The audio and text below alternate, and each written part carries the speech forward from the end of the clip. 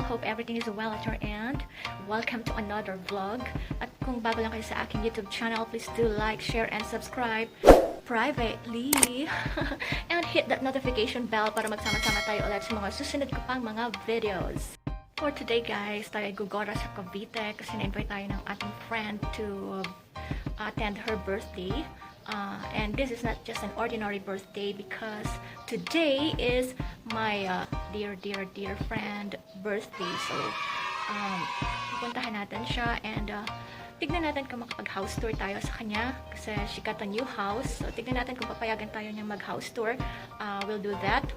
And yun, since ready naman na ang ating gift sa kanya, let's go na kasi baka ma-traffic pa tayo. Let's go! Okay guys, so nandito na tayo ngayon. So, tingnan natin mamaya kung makakapag-house tour tayo kung hindi busy kasi medyo marami silang bisita siguro mamaya. So, hindi natin alam. Okay guys, so sa tingin ko hindi tayo makakapag-house tour ngayon. Nag-umpisa nang dumating yung kanyang mga bisita. So, halika silipin natin kung ano ang mga handa ng aking pinakamamahal na kumare. Guys, ayan yung aking kumare. Yan yung may kaarawan ngayon. So, silipin natin ang kanyang mga handa. So, meron siyang chicken cordon bleu.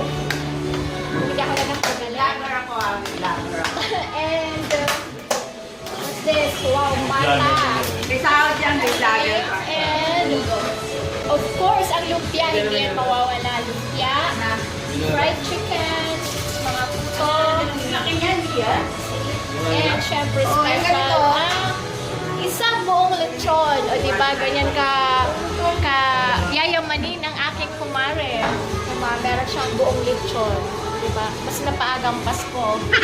Sanang hiwain yung ating lechon. Wow! Mag-crispy yung balat. Yan ang pinakamasarap sa lechon, yung balat. This is yung mga bisita nila.